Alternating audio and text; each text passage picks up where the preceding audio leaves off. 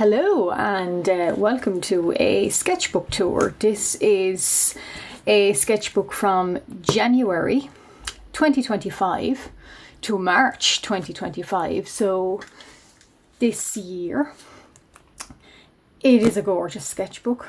I loved using it. It's a green Chua Marta. I think I got it from online anyway. Probably Amazon, yeah, Chua Marta. It's got very thick card paper and I love the green colour. It's very spring and that's why I choose it, I think. And certainly going into March anyway, I felt I should choose something nice and green.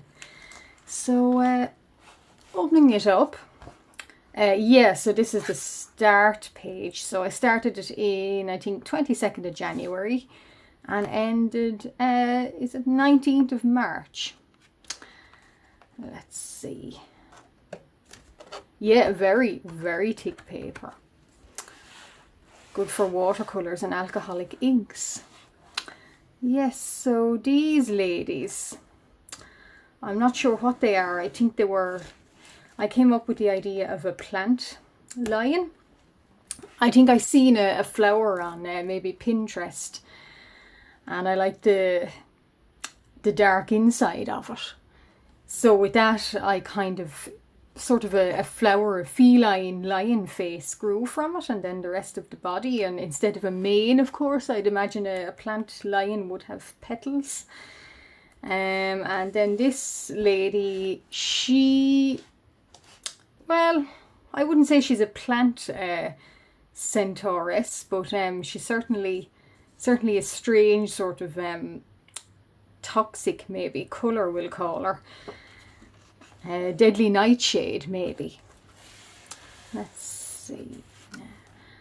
Oh yes, and this was for the new year. So I believe it was 2025, was it the year of the snake? So I made a snake lady. And this one here, I do love my mermaids. I found a mermaid on Pinterest. She was medieval and she was looking in a mirror. And I decided to paint her. So her background here is watercolours. She herself is lovely shimmery metallic watercolour. And the background is metallic pens. And I believe this is watercolour too.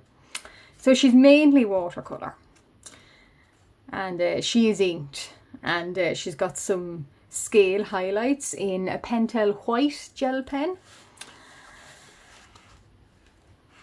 Yes, this is one of my OCs, Camellia, and she's got more plant lion companions.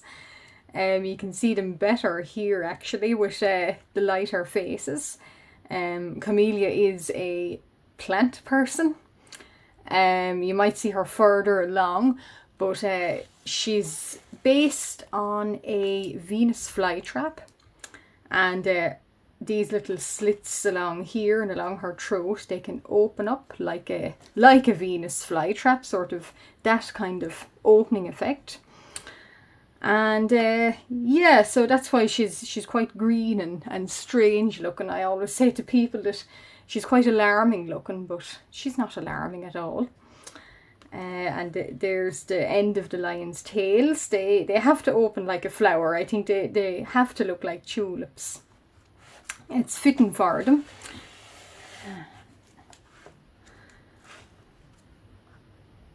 Yes, this was my OCs again. I think it was for Valentine's Day. I did a little kind of silly prompt. Or a story anyway. Hugh, my shapeshifter, and a typical lost love. Jelly Guy, he's quite a strange one. He's bright pink and he can absorb things and change his shape. So hence why this is not bothering him in the slightest. It's just annoying really.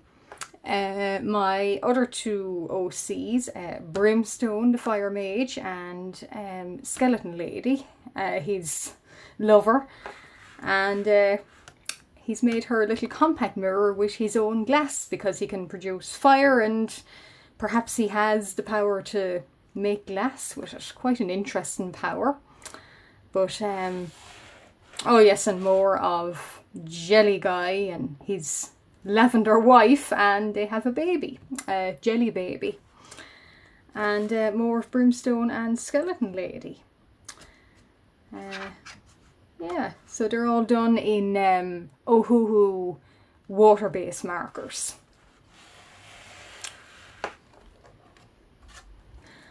Oh yes, another little Valentine's Day prompt. These are they're not gargoyles and they're not gorgons. They're an odd mix. They're sort of a mix of the two. They've got claws and talons and they do fly. They're not as gnarly looking as gargoyles, but maybe with age they will. This is my gargoyle lady, Melante, and this is her boyfriend, Granite. And she has an extra eye, and I like to think they're a little bit like ospreys, maybe, that they live in high cliffs by the sea and they eat mainly fish. These are done in watercolour and Crayola pencil, and then ink.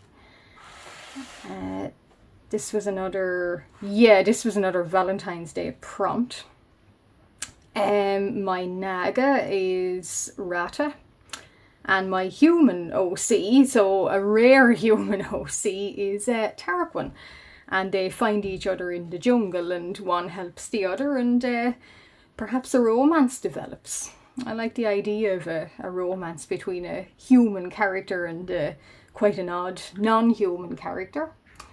But it was based on one being helped in the forest, and he's dehydrated in it, and this Naga, this strange snake man, comes upon him, and a friendship develops from there.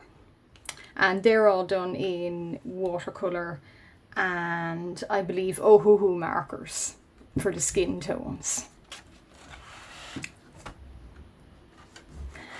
Oh yes, this was a challenge, a monthly challenge. And what you had to do was draw little tiny little sort of 5-minute sketches over. You had to do it 5 minutes per day, and I did. So just little random sketches, sort of medieval inspired, and then continued on to the next page. So I filled the page with that. It's a nice idea. If you're struggling with art block, you could set yourself 5 minutes a day and draw whatever comes to mind.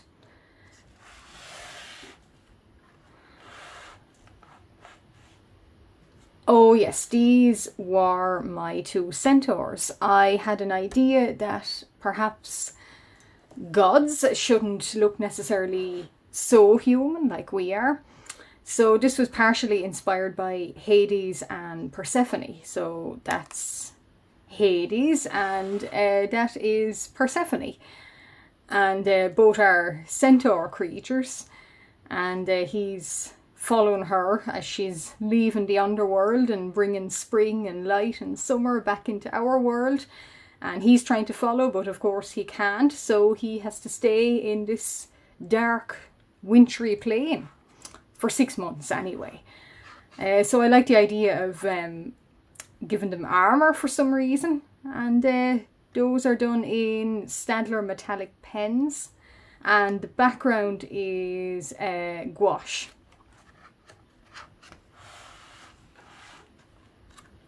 Oh yes, this was my knight. He's a knight of the bees. So what he is, he has a little dragon, I think, or a little horse dragon, and he's a defender of the hives. I really like how graphic and colourful he came out. So he's made in Ohuhu markers, and I believe there's acrylic paint markers and Poscas, and there's metallic paint pens as well. And I inked him in purple. That's why it gives the frame of purple around him. It's quite, I really like that effect.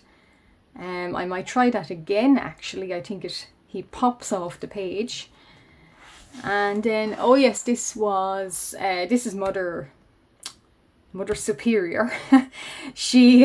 I spotted a nun, quite an interesting medieval nun on Pinterest, and she's got dragon feet, so I decided to depict one as a dragon nun, and she's got her faithful companion with her, and she's got claws under her habit and her tail and a sword, so she's well equipped.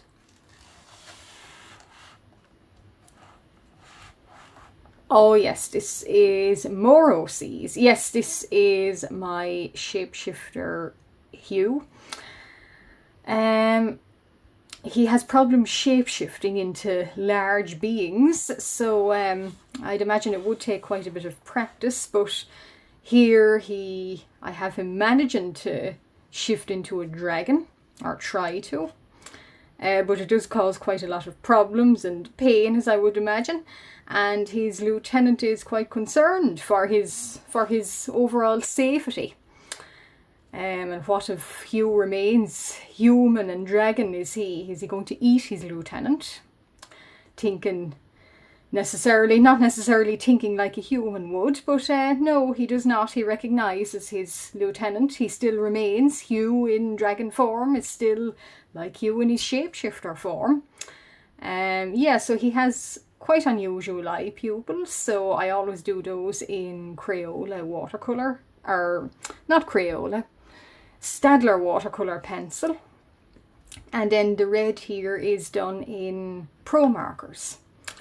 And the reason there's a dragon's spine is he's not a vampire, but to shapeshift he needs to drink blood and hopefully eat some of the spinal cord of whatever creature he wants to shift into. So it's a lucky day if he sees something's spine. He can shift into their shape. And yes, this is another centaur, but he's quite, or she, or they, I think it's a they, or a she, they're like a greyhound. I had an idea, again based on Pinterest, that I seen a medieval depiction of a very flowing, elegant hound, so I decided that I should make them into a centaur. A sort of knight centaur with, again, the long tail and the armour. I like doing armour. I don't like the execution of armour. I think can be quite difficult to work out over a non-human body, but when it turns out, I do like when it turns out. I think it gives a very sleek sort of mechanised look. And I think they're done in acrylic paint pen, Posca, metallic pen, and I believe Ohuhu markers.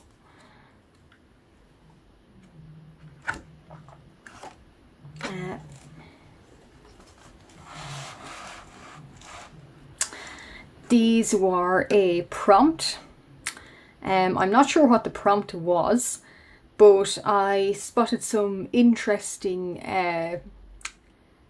masks on Pinterest. One was a all black mask for a lady to prevent sunburn, and it's called a Vizard. So I decided that I should draw her and I should draw him as well. So they're done in Tudor, Elizabethan, maybe Renaissance even costumes, and they get a sword and a key. So Mrs. Sword and Mr. Key, and they're done in Ohuhu markers, Staedtler metallic pens, and I believe there is some Posca somewhere on them. But those are probably my favourites so far. They're a very striking image, I think, and with the masks and the blank faces, I think they're a little bit creepy. But that's what I like about them. And this is... Oh yes, she was done for a prompt with spring blossoms, because it was coming into spring.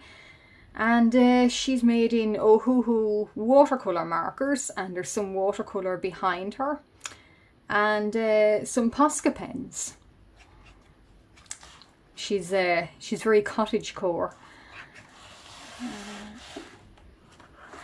Oh yes, this was another centaur. I think I have an obsession with these guys. So she was on Pinterest. I found another medieval creature. I think it was a leopard, but it had lots of bright spots on it. So I decided to make one into a centaur and stick him even behind at stained glass. He's done in Ohuhu watercolour markers. And he's part of a herd, obviously, and he has a mate. And this depiction of him or her was done in Ohuhu markers too, and some acrylic paint pens. Oh, this was another medieval mermaid, and she was found on Pinterest, and she had a little mermaid with her. So I thought that was quite cute. You rarely see mermaids with babies, so I decided to draw that, and she has a little one with her. And the background is watercolours, and she herself is Ohuhu's. And then the border is metallic. This guy is, yes, a fairy butterfly knight, or a butterfly archer, I should say.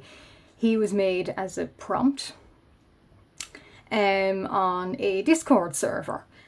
And so I decided to go all out with his border. So I gave him thistles and poppies, a really nice floral border that I'm very, very proud of.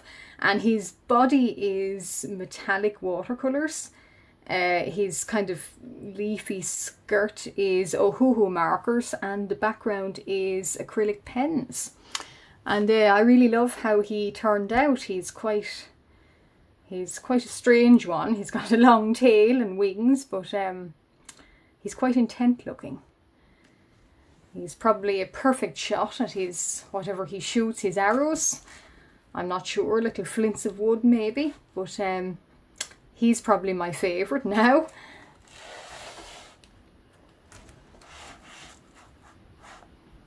Oh yes, this was another depiction of my shapeshifter, Hugh, as a dragon. And when he's in his dragon form, it's quite troublesome to him, but it's also quite troublesome to those around him, because they're obviously quite terrified of him. Who wouldn't be? And he sometimes has trouble with other forms. I thought it'd be quite funny to depict him as a goose, a goat and a cat. And all three of those forms, going by instinct of those creatures, he's quite troublesome to all of his campmates. So as a goose, he would chase and peck. As a goat, he would butt them, and the cat, well, he would, if they have any tails, well, he'd swat at their tails. But they all have to get used to him, I suppose. And yeah, that's him again. And again, I like to focus on his eye, because he does have very pretty eyes. And yes, this medieval lady, she's waiting for someone, but we don't know who. And I spotted these leopards on a crest from the era way back on Pinterest, and they had lovely pastel spots, so I thought that's a good idea. And they needed a lady with them, so they have one. So she's done in Ohuhu water-based markers, and more watercolour on the sky, and these surrounds are, I believe they're more Ohuhu. So she looks quite wistful.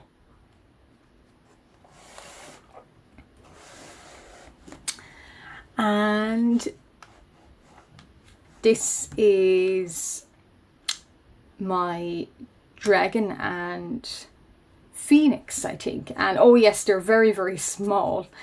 So I had an idea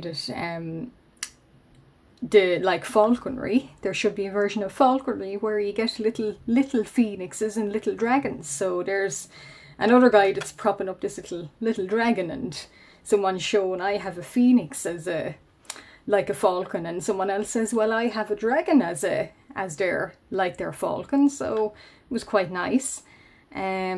The background is acrylic paint pen, and this again is a metallic border, and they're Ohuhu. And oh yes, this lady, she's quite an unusual lady. So again on Pinterest I found a medieval timepiece. I don't think it was a clock, it was more a mechanical, sort of a monastery clock maybe. And I thought it would be quite interesting to take it apart and work it into a piece. So we have this lady with her bells, and she sort of chimes. She's like a clock in herself, hence the clock pieces around her. I do love her colours, so I was careful to depict a light blue background and then warm it up with little bits of gold and green. And she herself, she's got grey little hooves, but her body is peachy. But it does blend in, I think. Oh yes, this is Mr. Manticore and Miss Sphinx. So these pair are, well, I guess they're lovers. And they have a strange castle all to themselves that they seem to be floating in the air of. The castle, they themselves are acrylic pen. There's some metallics and a metallic border. And the background is Ohuhu markers. And